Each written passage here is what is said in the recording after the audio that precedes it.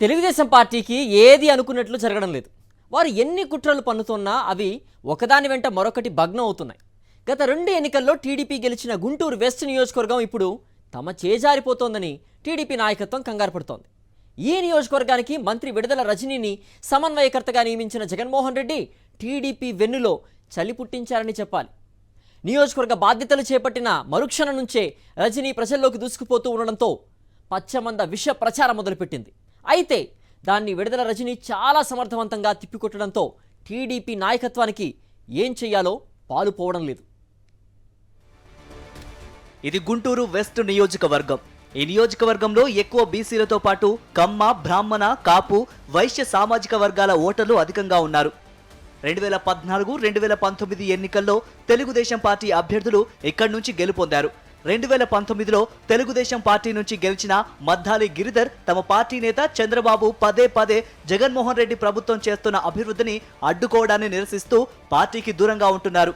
ముఖ్యమంత్రి వైఎస్ జగన్మోహన్ రెడ్డి చేస్తున్న అభివృద్ధి కార్యక్రమాల్లో పాల్గొంటున్నారు. జగన్మోహన్ రెడ్డి ప్రమాణ స్వీకారం చేసినప్పటి నుంచి గుంటూరు వెస్ట్ నియోజకవర్గం రూపురేఖలు పూర్తిగా మారిపోయాయి. 2 దశాబ్దాలుగా పేరుకుపోయిన సమస్యలకు పరిష్కారం దొరికింది. నియోజకవర్గంలో రోడ్లు, డ్రైన్లు, పార్కులతో పాటు మౌలిక వసతులన్నీ పూర్తిగా కల్పించారు.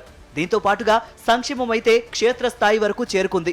నవరత్న పథకాలను అర్హులైన ప్రతి ఒక్కరికి అందిస్తున్నారు. దీంతో పూర్తిగా నియోజకవర్గంలో పరిస్థితి మారిపోయింది. పార్టీలు, రాజకీయాలు, కులాలకు అతీతంగా అభివృద్ధి, సంక్షేమ ఫలాలు అందరికీ అందుతూ ఉండడంతో ప్రజల ఆలోచనలోనూ మార్పు వచ్చింది. అందుకే 4.5 ఏళ్లలో జరిగిన వివిధ స్థానిక సంస్థల ఎన్నికల్లో గుంటూరు జిల్లాలో వైఎస్ఆర్ కాంగ్రెస్ పార్టీ జైత్రయాత్ర కొనసాగిస్తోంది. గుంటూరు మున్సిపల్ కార్పొరేషన్ ఎన్నికలలో వైఎస్ఆర్ కాంగ్రెస్ పార్టీకి పట్టం కట్టారు. నియోజకవర్గంలో 26 డివిజన్లు ఉంటే 20 డివిజన్లలో వైసీపీ అభ్యర్థులు ఘన విజయం సాధించారు. టీడీపీ కేవలం 6 డివిజన్లకే పరిమితమైంది. అయినా సరే మాకు నియోజకవర్గంలో బలం ఉందంటూ తెలుగుదేశం నాయకులు జబ్బలు తరుచుకుంటున్నారు. వాస్తవానికి తెలుగుదేశం పార్టీకి ఇక్కడ నాయకుడే కరువయ్యారు. ఇదే నేపథ్యంలో ముఖ్యమంత్రి వైఎస్ జగన్మోహన్ రెడ్డి మంత్రి విడుదల రజనీని గుంటూరు వెస్ట్ సమన్వయకర్తగా నియమించారు.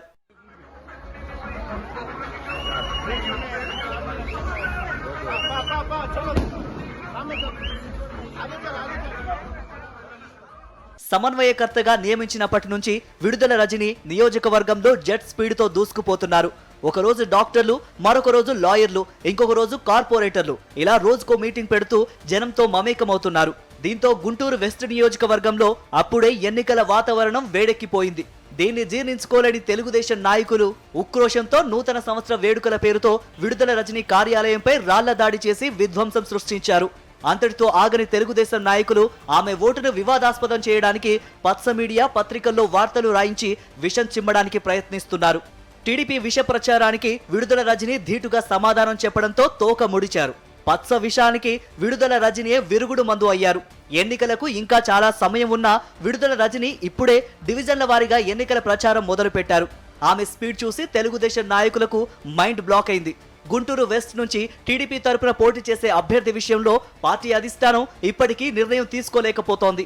మున్సిపల్ ఎన్నికల్లో అభివృద్ధి, సంక్షేమ పథకాలతో కోలుకోలేని దెబ్బతిన్నాం. వాటికి తోడు రజనీ స్పీడ్ చూస్తే ఇక్కడ తెలుగుదేశం గెలవడం కష్టమేనని టీడీపీ నేతల మధ్య చర్చ జరుగుతోందంటున్నారు.